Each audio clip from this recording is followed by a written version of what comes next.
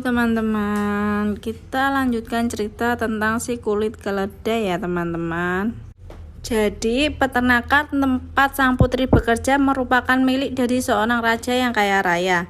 Pada suatu hari ketika pangeran dari kerajaan tersebut sedang berada di peternakan sehabis berburu, sampailah dia di tempat tinggal sang putri. Dipenuhi oleh rasa keingintahuan, sang pangeran berusaha mengintip isi dari ruangan tersebut dari balik lubang kunci. Hari itu adalah hari di mana sang putri mengenakan gaun warna matahari miliknya. Melihat seorang gadis cantik yang ada di dalam ruangan tersebut, sang pangeran menahan nafas tatkala terpesona pada kecantikan sang putri. Beberapa kali dia berpikir untuk masuk ke dalam ruangan itu, tapi diurungkan niatnya. Sekembalinya sang pangeran ke istana, sang pangeran tidak dapat berhenti memikirkan tentang gadis cantik yang dilihatnya. Dia menolak untuk menghadiri semua undangan pesta kerajaan, menolak untuk makan dan terus larut dalam kerinduannya akan sang gadis tersebut.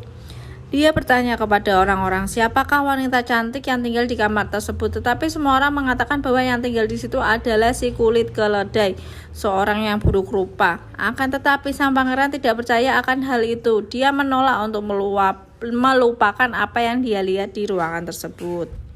Melihat kondisi putra mereka, raja dan ratu sangatlah cemas. Ibunya sang ratu memohon agar dia memberitahukan apa yang mengganggu pikirannya. Akan tetapi sang pangeran tidak mengatakan apapun. Pada akhirnya dia berkata bahwa dia menginginkan agar si kulit keledai membuatkan sebuah kue untuk dirinya. Demi Tuhan, ujar para pelayan, si kulit keledai hanyalah seorang pelayan miskin yang buruk rupa. Tidak masalah, ujar sang ratu, kita harus memenuhi permintaannya. Ini merupakan satu-satunya cara untuk menyelamatkannya. Mendengar hal tersebut, si kulit keledai sangat senang. Sebelum mulai membuat kue tersebut, dia membersihkan dirinya dan memakai baju serta perhiasan miliknya. Dia mengambil tepung terbaik, garam, butter, dan beberapa butir telur. Mulai membuat adonan kue. Pada saat dia sedang mengerjakan adonan kue tersebut, entah disengaja atau tidak, cincin yang dipakainya terjatuh ke dalam adonan tersebut.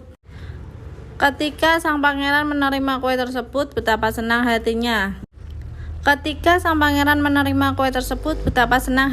Dengan segera dia memakan kue yang dibuat oleh sang kulit keledai, alias sang putri ya teman-teman. Pada saat dia tengah memakan kue tersebut, hampir saja dia menelan cincin si kulit keledai yang tercampur dalam kue tersebut. Ketika dia melihat cincin emas dengan batu emerald di tengahnya itu, hatinya dipenuhi dengan perasaan bahagia yang meluap-luap. Seringkali dia akan menaruh cincin tersebut di bawah bantalnya, akan tetapi dia kembali jatuh sakit hingga panggillah dokter untuk mengobatinya. Setelah memeriksa keadaan pangeran, mereka menyimpulkan bahwa sang pangeran sakit disebabkan oleh perasaan cinta yang mendalam. Pernikahan dirasa sebagai alternatif terbaik untuk menyembuhkan sang pangeran. Oleh karena itu, mereka memutuskan bahwa sang pangeran harus segera menikah. Sang pangeran berujar, saya akan menikah, akan tetapi hanya dengan orang yang jarinya sesuai dengan cincin ini. Permintaan pangeran ini mengejutkan raja dan ratu, akan tetapi karena kondisi pangeran yang buruk, mereka pun memutuskan untuk menyetujui permintaan pangeran. Setelah itu dimulailah pencarian di seluruh kerajaan untuk menemukan gadis yang tangannya sesuai dengan cincin itu.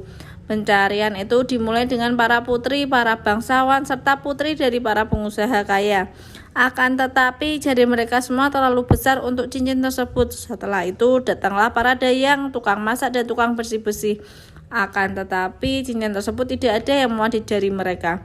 Pada saat semua gadis kerajaan telah mencoba cincin tersebut, satu-satunya yang tersisa adalah si kulit keledai. Siapakah yang pernah bermimpi bahwa dia mungkin menjadi seorang ratu? Kenapa tidak? Tanya sang pangeran. Panggillah dia untuk datang kemari. Pada saat itu orangnya berada di ruangan tertawa dan menolak untuk membawa si kulit keledai ke dalam ruangan tersebut. Akan tetapi ketika dia mengeluarkan jarinya keluar dari kulit keledai tersebut, terlihatlah tangannya yang halus dan seputih gading. Dan cincin itu masuk dengan mudah ke jarinya, seakan-akan memang dibuat khusus untuknya. Melihat hal itu, semua orang yang hadir di ruangan terkesima dan menahan nafas. Mereka yang hadir berniat untuk mengantarkannya ke hadapan raja pada saat itu juga. Akan tetapi dia meminta agar dia diperbolehkan untuk berganti pakaian sebelum menghadap raja dan ratu. Beberapa orang tertawa mendengar permintaan si kulit keledai tersebut. Tetapi begitu si kulit keledai memasuki ruang kerajaan dengan gaunnya yang indah, perhiasan-perhiasan yang tidak pernah mereka lihat sebelumnya, rambutnya berwarna keemasan, kulit yang indah, serta mata birunya yang bersinar terang, semua orang yang ada di ruangan itu termasuk para putri bangsawan yang cantik jelita seperti kehilangan pesona mereka apabila dibandingkan dengan sang putri. Di tengah-tengah itu semua, raja dan ratu amatlah senang karena mereka telah menemukan seorang menantu yang begitu mempesona. Sang pangeran sendiri hampir tidak dapat menahan rasa bahagianya. Dalam waktu singkat, seluruh kerajaan mulai mempersiapkan pernikahan mereka. Raja-raja dari kerajaan tetangga datang untuk memberikan ucapan selamat dan pernikahan mereka berdua berlangsung sangat meriah. Dari semua raja-raja yang datang tersebut, tidak ada satupun di antara mereka yang datang dengan iringan semeriah iringan dari ayah sang putri. Ketika melihat bahwa anaknya lah yang menikah, sang raja kemudian segera menghampiri putrinya dan meminta maaf. Tuhan Maha Baik, karena Dia telah mempertemukan aku kembali dengan putriku. Di tengah kebahagiaannya tersebut, dia meluk putrinya dengan penuh kasih sayang.